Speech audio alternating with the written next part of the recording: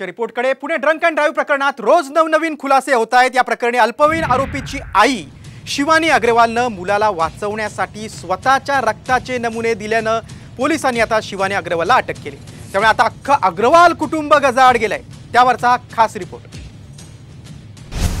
पोरानं चिरडलं, अख्खं कुटुंब तुरुंगात गेलं। अग्रवाल कुटुंबाच्या 3 पिढ्या गजाआड।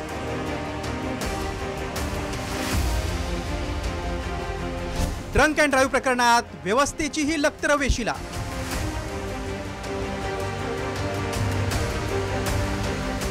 पुणे ड्रंक अँड ड्राइव्ह प्रकरणात रोज धक्कादायक खुलासे समोर येत आहेत। आधी मुलगा, मग वडील विशाल अग्रवाल, त्यांच्यानंतर आजोबा सुरेंद्र अग्रवाल आणि आता तर अल्पवयीन आरोपीच्या रक्ताच्या नमुन्यात फेरफार केल्याप्रकरणी आरोपीची आई शिवानी अग्रवालला गजाआड करण्यात आले। त्यामुळे पोराच्या करामतीमुळे अख्खं अग्रवाल कुटुंबालाच तुरुंगाची हवा खावी लागली आहे। अल्पवयीन आरोपीनं भरधाव गाडी वेगानं चालवत दोघांचा बळी घेतला।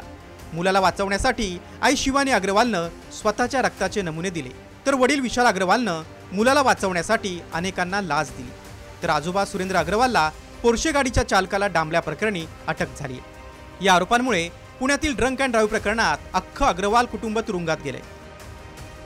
तर पैशांसाठी या कुटुंबाला कायदे धाब्यावर बसून मदत करणाऱ्या ससूनच्या डॉक्टर आणि कर्मचाऱ्यांनाही गजाआड करण्यात आले। ससूनचे फॉरेन्सिक विभाग प्रमुख डॉक्टर अजय तावरेला आरोपींच्या रक्ताच्या नमुन्यात फेरफार आणि चुकीचे रिपोर्ट दिल्याप्रकरणी अटक करण्यात आली। मुख्य वैद्यकीय अधिकारी डॉक्टर सी हरी हळनोरला आरोपीच्या रक्ताच्या नमुन्यात फेरफार आणि चुकीचे रिपोर्ट दिल्याप्रकरणी अटक करण्यात आली।